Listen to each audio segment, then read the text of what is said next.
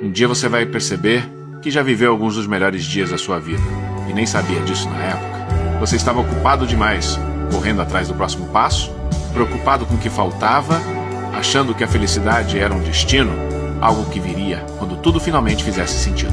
Mas enquanto esperava, você ria com pessoas que um dia não estarão mais aqui, criava memórias em lugares que um dia vai passar de carro e sentir um aperto no peito.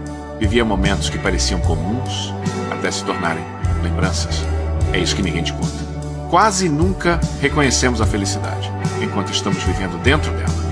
Ela parece simples demais para importar, até virar saudade, até você dar tudo para reviver aquele instante.